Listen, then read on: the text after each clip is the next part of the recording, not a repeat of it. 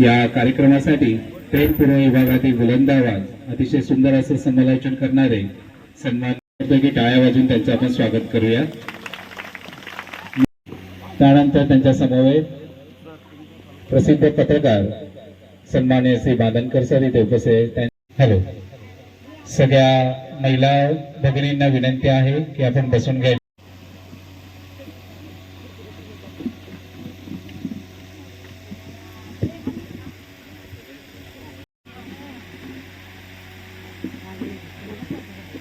सुस्वागतम स्वागतम होते। मी सर्व मान्यवरांना विनंती करतोय की आपल्या शुभ हस्ते सरस्वती पूजा ज्योत जळू दे, अंधार सारा सरू दे, पाहुण्यांच्या शुभ हस्ते गणरायाच्या स्मरणानं व विद्येची देवता सरस्वती मातेच्या पूजनानं होतं। श्रीफळ वाढवून सरस्वती मातेचं पूजन आणि कार्यक्रमाचा प्रारंभ झालेला आहे। तिच्या कार्यक्रमाची शाल स्वीकारून आमची विनंती आपण पुष्पावे अध्यक्षस्थान। मी यानंतर तूच सुखांचा सागर तुझ्या चरणी अतळ होतो, मिळे भक्तीचा जागर सेवानिवृत्ती दया करी दया सागरा, आम्हाला तुझाच आसरा, आसरा आम्हाला तुझाच आसरा। दया करी दया सागरा, आम्हाला इतिहासाचे रंगरूप हे आले या नगरात। स्वागतम सुस्वागतम हा मानाचा मुजरा, स्वागतम सुस्वागतम हा मानाचा मुजरा। ही सेवा केली। शिपाई म्हणजे शाळेचा आधारस्तंभ असतो। वर्गात शिक्षक ज्ञानदानाचं काम करतात पण ते पडतात। तोंडिलकरांना या सेवेमध्ये दिनांक 20 जून 1999 रोजी रुजू झाले आणि आज ते 31 मे 2026 ला सेवानिवृत्त होत आहेत। अशी त्यांनी अविरत अशी 27 वर्ष सेवा केली। शाळा हे त्यांच्यासाठी कामाचे ठिकाण नव्हते तर त्यांचे मंदिर होते। अशा ज्येष्ठ शिपाईंचा सेवानिवृत्तीचा सोहळा आहे। नंतर मी थोडी सूत्रसंचलनासाठी आपल्या पेन पुरवणी विभागातील सगळ्यांना जाणते असणारे असलेली तुमच्या आमच्यातीलच मंडळी पण मनाने आणि मानाने श्रेष्ठ असलेली मंडळी आज आपल्यामध्ये आहेत। त्यांचं विशेष स्वागत आणि सन्मान आपण या ठिकाणी करूया। आजच्या कार्यक्रमाचे ज्यांना अध्यक्षस्थान आपण गणकर या ठिकाणी उपस्थित आहेत त्यांचं देखील मनापासून स्वागत। त्यानंतर पुढच्या स्वागताकडे आपण या ठिकाणी पाटील सामाजिक कार्यकर्ते या पंचक्रोशीचे तर एक अध्यक्ष त्यांना त्यांचं त्यानंतर या कार्यक्रमाला इथे उपस्थित असलेले ज्यांच्या हस्ते या ठिकाणी त्यांचं स्वागत होत आहे। अशोक पाटील सर आमचे म्हणाले की या माझ्या हस्ते असू द्या, जुने माणूस असू द्या, तर यांच्या शुभास्ते या ठिकाणी होत आहे। त्यानंतर पुढचं स्वागत या ठिकाणी या कार्यक्रमाला इथे उपस्थित असलेले आमचे सन्माननीय त्यानंतर ब्राह्मणसाई विद्यालयाचे सहाय्यक शिक्षक आमचे सन्माननीय पाटील म्हणून आपण या ठिकाणी शाळेच्या वतीने त्यांचं स्वागत आपण करूया। शाळेचा कार्यक्रम आहे तर या ठिकाणी स्वागत होतं। तिथे मंडळी आहेत त्यांचं स्वागत आपण करूया। त्यानंतर या कार्यक्रमाला इथे आपले सर सन्माननीय हंकारे सर सर्व शिक्षकांचं स्वागत या ठिकाणी होत आहे। आज आपण या ठिकाणी जी मंडळी जमलेला आहात ती माणुसकीसाठी आहात, कारण माणुसकी जर एक सुंदर फुलहार तयार होतो आणि माणसाला माणूस जोडत गेलं की माणूस। तोंडिलकर नानींना विनंती आहे आपण पुढे यायचंय। नानींना विनंती आहे की जाधव मॅडमचं स्वागत करण्यासाठी आपण पुढे यायचंय।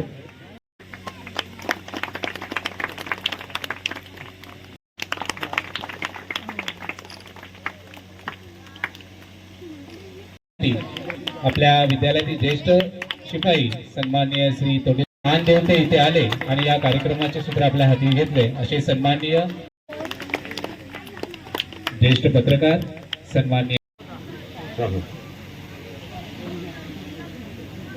कार्यक्रम या ठिकाणी आपण घेत आहोत आणि म्हणूनच या ठिकाणी नानांचं आज या ठिकाणी सेवानिवृत्तीचा कार्यक्रम आपण या ठिकाणी साजरा करणं प्रामाणिकपणे ज्यांनी काम या ठिकाणी केलंय अशा व्यक्तिमत्वाचा आपण या ठिकाणी सत्कार व्यवस्थापन कमिटीला त्यानंतर पालकांना देखील या ठिकाणी त्याचा निश्चितपणाने आनंद होतोय। धन्यवाद। त्यानंतर आमचे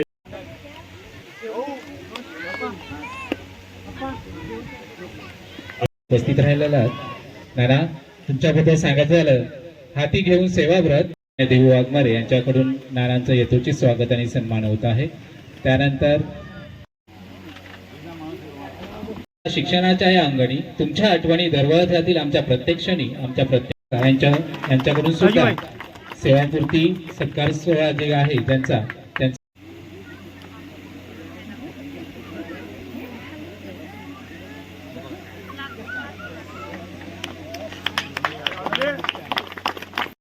फुलोरा. नाना तुमची माया जणू शीतल छाया, आज आनंदाने डोलते ही सुखी घराची काया. धन्यवाद धामणसेच्या सर्व स्टाफ तसेच मुख्याध्यापक दुबा सर.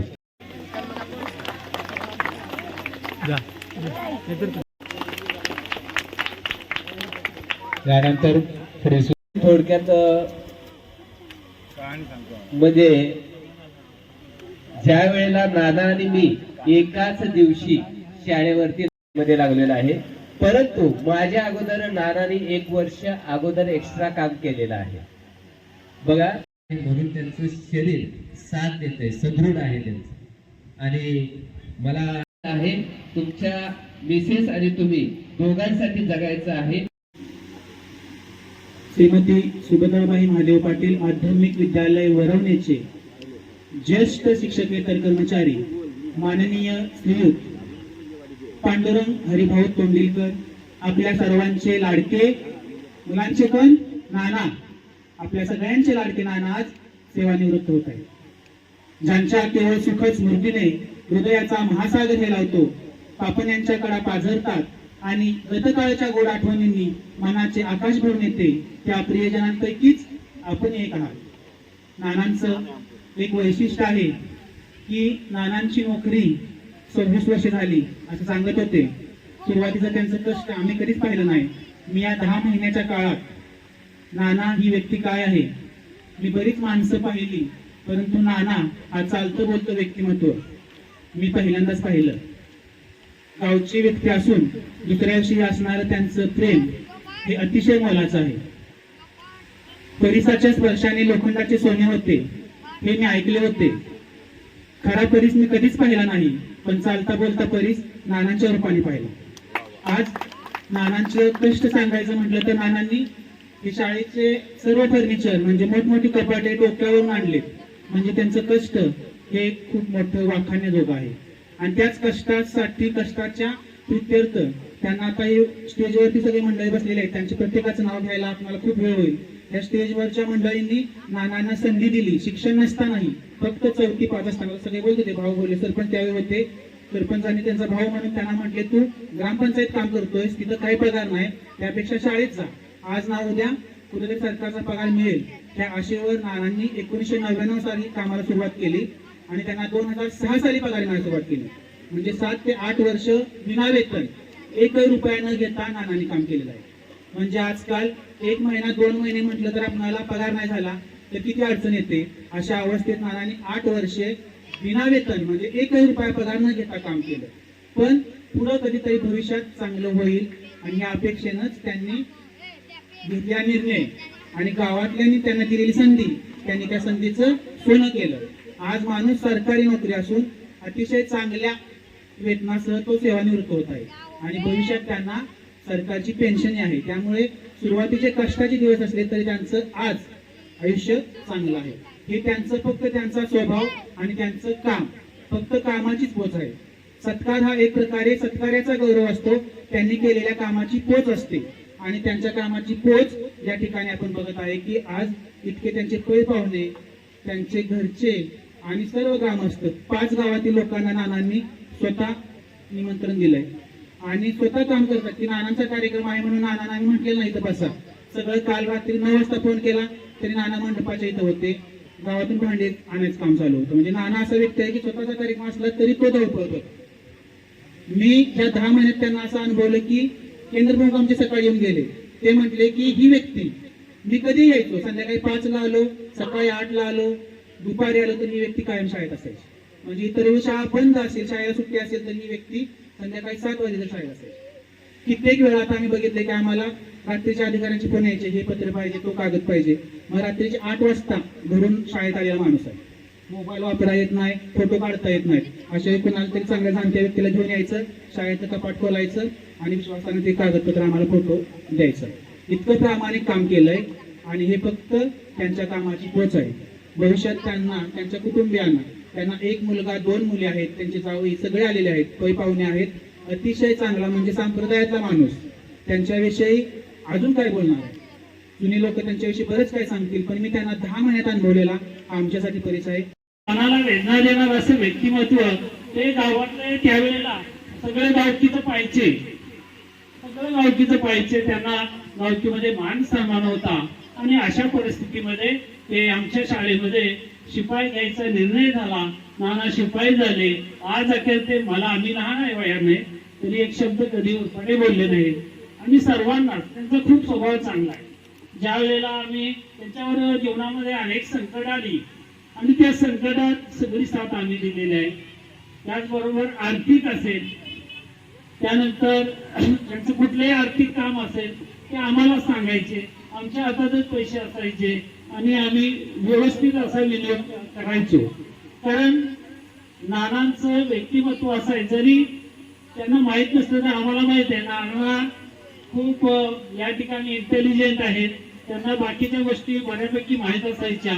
परंतु परिस्थितीनुसार या नानांनी या शाळेमध्ये प्रत्येक ज्या वेळेला शाळा 2000 मला वाटतं गणेश निंबाळकर 5वीत होता त्यावेळेला शाळेत वरती आली, त्यावेळेला नानांनी या ठिकाणी एकच शिपाई शाळेमध्ये होता आणि या ठिकाणी रमेश पाटलांनी ती इमारत बांधली.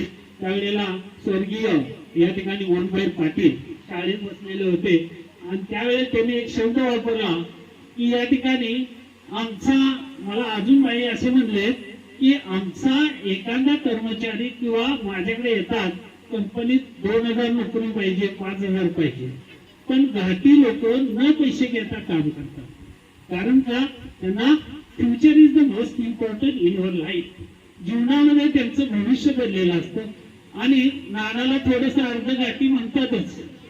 त्यामुळे नानांनी सुद्धा आमच्या पावलावर पाऊल ठेवून आज भविष्यामध्ये नाना खऱ्या रूपाने वरवणी गावामध्ये फक्त शासकीय गव्हर्नमेंट असणारे नानांचे दादा आणि 2 नंबरला नाना अशी 2च व्यक्ती होत्या. आणि त्यामुळे आता नानाचं जे आयुष्य आहे, भविष्य आहे ते खूप असं उज्ज्वल आहे. कारण का, नानाचं आता आर्थिक नियोजन व्यवस्थित आहे. नानांना या ठिकाणी कोणत्याही प्रकारचा आजार नाही याचं एकमेव कारण त्यांनी केलेलं प्रामाणिकपणे कष्ट आणि त्यांची मुली, त्यांची पहिली नाणी, हे सगळं आम्ही घरच्यागत असायचो. आम्हाला भूक लागली ते नानाच्या घरात हक्कानं जाऊन जेवायचो. चहा पाहिजे असला दुपारी. कार्यक्रम आहे. कार्यक्रम 31 मे 2026 ला होता, परंतु मुलं ही महत्वाची असतात कार्यक्रमासाठी, त्यामुळे तो लवकर घेतला. उद्यापासून परीक्षा चालू होते. व्यासपीठावर अध्यक्ष शरद पवार, आमचे पोलीस पाटील, सर्वांचे आधारस्तंभ भाऊ, सर्व मान्यवर. एवढं लवकर होईल असं वाटत नव्हतं. नाना अजून 50 दिसते. कारण नानाचं तडफड, नानाचं चालणं या मला लाजवील असं आहे. मित्रांनो, शाळा हायस्कूल चालू झालं 1994 पासून. त्याच्यामध्ये मोलाचं वाटप म्हणायला गेलं तर शरद पवार, राजूभाऊ, मनकरदा, प्रतिबाप्पा यांचं आहे. आणि त्यांनी ते बीज रवलं आणि तिथे सरांनी मेहनत केली आणि हे वृक्ष स्थापन झालं. मित्रांनो, मला आठवत आहे, मला 1998 ला मी सरपंच झालो आणि मी बारका भाऊ आहे. नाना तिथे शिपाई होता. नाना शिपाई असल्यामुळे मला कसं तरी वाटायचं का नाना पाणी आणून देत आहे. नानाला मी म्हटलं, तू जा सरांकडे, काय करशील तिथं पाणी मी दे.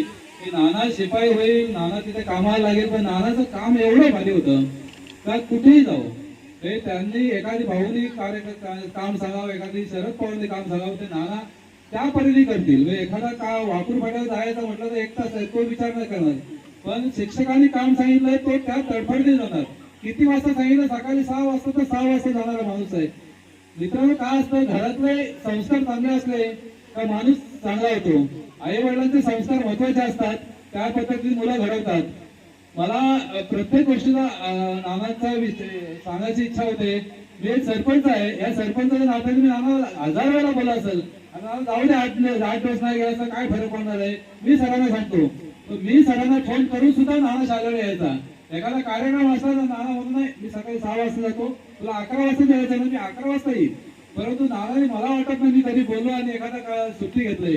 खूप कर्तव्यदक्ष असा माणूस, म्हणजे त्याला कामाचं एवढं महत्व आहे. शिक्षण जरी कमी असलं तरी त्याला काम हाच महत्वाचा झालाय.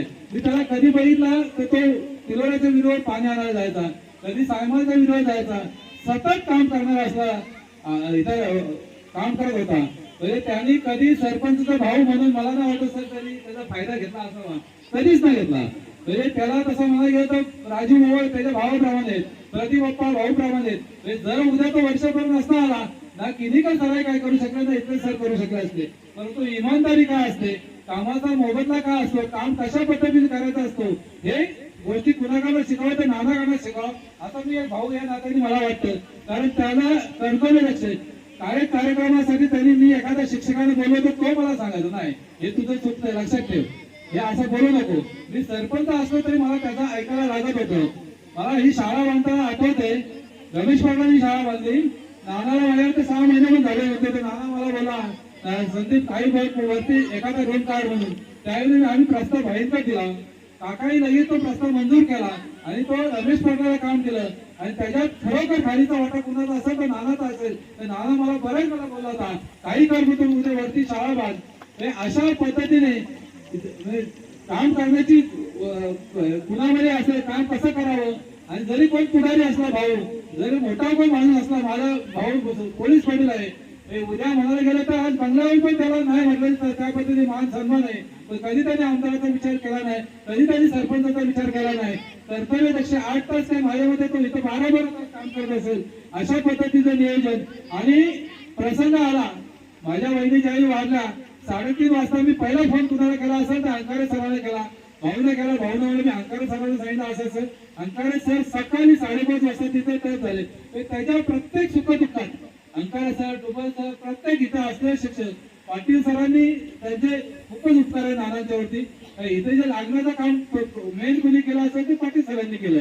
हे अशा पद्धतीने मला माझ्या भावाचे गुणगान इथे करतात सर्व शिक्षक, त्यामुळे मला इथं खूप बरं वाटतं.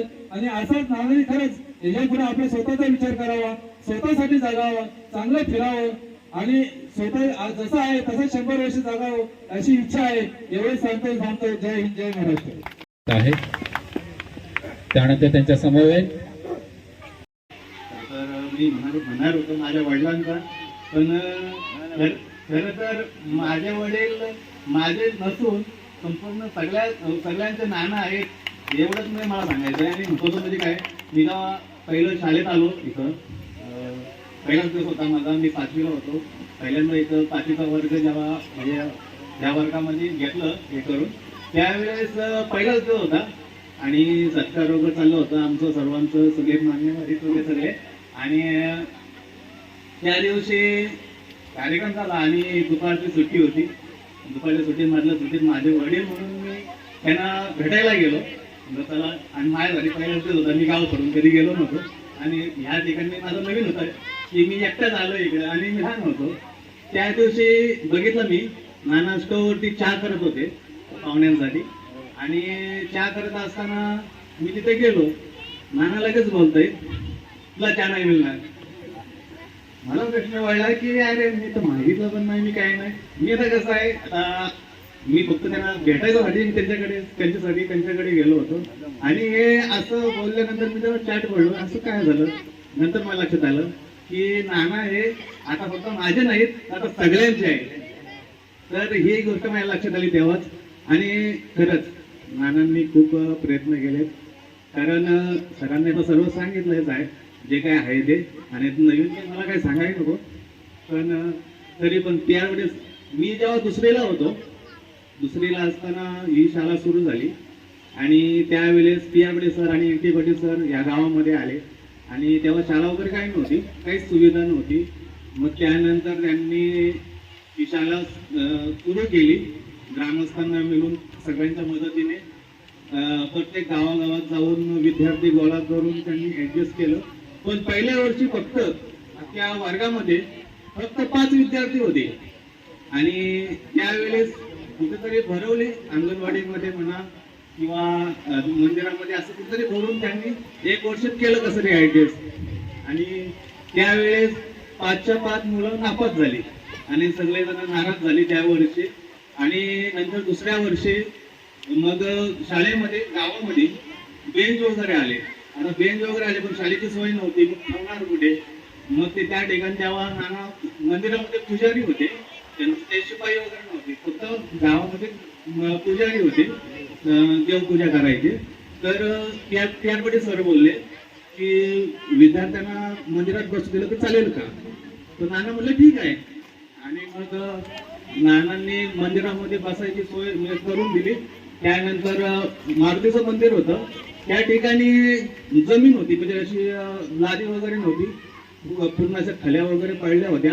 मग विद्यार्थ्यांना सोय व्हावी म्हणून त्यांनी त्या सर्व खल्या वगैरे भरून चांगली बसायची जागा तिथं त्या विद्यार्थ्यांना करून दिली. पण त्यावेळेस नाना कोणते शिपाई वगैरे नव्हते, काही असं नव्हतं. त्यांनी एक माणुसकी खातीर आपल्या गावची शाळा आहे या हेतूने ते केलं. त्यानंतर मग दुबा सरांनी सांगितलं की वाकूळ फाट्यावरती बिहारवाले सर होते, त्यांच्याकडे शाळेच्या पुस्तकांचा एक गठ्ठा होता. पाऊस वगैरे पडला होता आणि त्यावेळेस ST सकाळी 10 आणि 4 अशी 2च टायमात होती. ST तर निघून गेली होती, मला ते डोक्यावरती आणायला लागायचं. मला आणणार कोण. मग तिथं नाना होते. सर फक्त म्हणले त्यावेळेस सर की आपल्याला हे पुस्तकांचं वाचतं शाळेत न्यायचं, एवढंच बोलले. नाना म्हणले ठीक आहे आणि घेऊन आले. आणि ही जी माणुसकी होती ही सरांनी पाहिली. आणि अशीच व्यक्ती आपल्याला एक शिपाई म्हणून हवी अशी कल्पना त्यांच्या मनामध्ये आली. आणि त्यानंतर त्यांनी नानांना शब्द टाकला की तुम्ही शिपाई म्हणून याल का.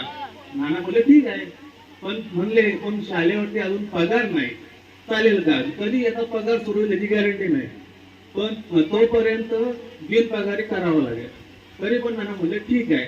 मग अशा पद्धतीने PR पाटील सरांच्या शब्दाखातीर म्हणजे खरं तर मी म्हणेन PR पाटील सरांचं जे काय म्हणजे मी आभार मानेन, ते आता नाही तिथे, पण मी आभार मानेन कारण त्यांच्यामुळेच आपल्याला नानांसारखं हिरा या शाळेला मिळाला. आणि त्यानंतर हळूहळू बघितलं. मग जरा शाळेमध्ये मुलांची त्या वर्षाला विद्यार्थी 6 होते 10वीला, त्यातले 4 त्यावेळेस एक मुलगी पास झाली दिवालमालची आणि बाकीचे सगळे नापास झाले. पण एक मुलगी पास झाली, त्यावेळेस खूप आनंद झाला. त्या दुसऱ्या वर्षी एकूण 6 विद्यार्थी होते, त्यातले 4 विद्यार्थी पास झाले आणि 2 फेल झाले. मग असे लोकांना आनंद वाटायला लागला. पंचक्रोशीमध्ये सगळ्यांनी प्रत्येक गावागावातून 2-2, 4-4 मुलं येऊ लागली. मग जागा कमी पडली. मग वरुण शाळेमध्ये हायस्कूल बांधण्यात आलं. त्या ठिकाणी एकच खोलीची शाळा बांधली. तिथे पण 3 वर्गाची मुलं 8वी, 9वी, 10वी ती पण जागा कमी पडू लागली. मग ठरवलं आता काय करायचं. मग त्या वर्षी अर्धे कोठारामध्ये बसवली, अर्धे ग्रामपंचायत शाळा अंगणवाडीमध्ये बसवली, अर्धे मंदिरामध्ये बसवली. असे करून 3 वर्ग कसे तरी चालवले. नंतर ह्या ठिकाणी शाळेची स्थापना केली. ज्यावेळेस आम्ही या शाळेत 1999 साली या शाळेत स्थापना झाली. नंतर मग 5वीचा वर्ग तिथून आम्ही सगळे वरुण शाळेत होतो शिकायला. आता त्यानंतर त्यांनी 5वीचा वर्ग या ठिकाणी घेतला आणि 5वीची पहिली बॅच ही आमचीच. खरं तर आम्ही सगळे भाग्यवान आहे की आमची 5वीची पहिली बॅच आहे. आणि त्याच वेळी नाना आम्ही आलो जुलै महिन्यामध्ये, जुलैच्या 1 तारखेला या ठिकाणी या शाळेमध्ये. आणि नाना जून महिन्यामध्ये आले होते, तर बोलले 20 तारखेला. तर त्या टायमात या ठिकाणी आमचा पहिला दिवस. आणि खरं सांगायचं आम्ही या ठिकाणी शाळेत आलो, पण त्यावेळेस आहे ना खरंच आम्हाला आई पासून या शाळेत शिकवलं. आणि 5वीला होतो आम्ही. सांगायला आता आनंद होत आहे की आम्ही 5वीला होतो, पण या ठिकाणी डुबल सर आहेत. डुबल सरांनी आम्हाला ABCD पासून शिकवलं. PR पाटील सरांनी, येतेवाडे सरांनी, अंकाडे सरांनी, गवली सर होते त्यावेळेस. अजून म्हणजे SC पाटील सर आले, आपला निरंतर सर आले, चौधरी सर आले आणि आता कोणी राहिलं असं तर माफ करा, कारण काही चेहरे दिसत नाहीत ना, त्यामुळे जरा गडबड होते. तर या गोड मानून तर अशा हळूहळू संख्या वाढत गेली आणि मग 500 विद्यार्थी या ठिकाणी झाले. आणि जेव्हा आमची 5वीची बॅच या ठिकाणी आली तेव्हा 35 विद्यार्थी एका वर्गामध्ये होते आणि बाकी 8वी 9वी 10वी या 3 वर्गामध्ये म्हणजे त्या लेवलचे 35 एक असतील, 30-35 म्हणजे अर्ध्या शाळेची आमच्या एका वर्गामध्ये होती. जशी आमची वेळी वाढत गेली नंतर पट सुद्धा वाढत गेला, 7वी 8वी नंतर 8वी पर्यंतची वाढत गेली. नंतर ह्या ठिकाणी प्रचंड असा हा जो पटांगण आहे पूर्ण विद्यार्थ्यांनी भरलेला असायचा. आता आपल्याला या ठिकाणी थोडी संख्या कमी दिसते घ्या गोड मानून, पण तेव्हा इथं सर्व त्यावेळेस आमच्या वेळेस ज्यावेळेस आम्ही या इथं होतो या शाळेमध्ये शिकायला त्यावेळेस ह्या गोष्टी अशा नव्हत्या, फार वेगळ्या पद्धतीच्या होत्या. परत होत आता घ्या आता काय, आता आपण काय बोलू शकत नाही. काही विद्यार्थी जसं प्रत्येकाच्या विचारानुसार प्रत्येक जण निर्णय घेत आहे. पण खरंच या शाळेमध्ये खरं सांगतो, या शाळेमध्ये प्रत्येकाला असं आहे, आता शेवटी मान्य आहे की शाळा ही विद्येचं मंदिर आहे, पण माझ्यासाठी ही शाळा ही विद्येचं म्हणजे शाळा ही मंदिर नाही, माझ्यासाठी शाळा ही माझं कुटुंब आहे. जेव्हा जेव्हा मी या शाळेमध्ये आलोय ना मला कुटुंबासारखं प्रेम मिळालंय. फक्त माझी एवढीच इच्छा आहे की इथून पुढेही मला हे कुटुंबाचं प्रेम असंच मिळत राहावं, एवढीच माझी इच्छा आहे.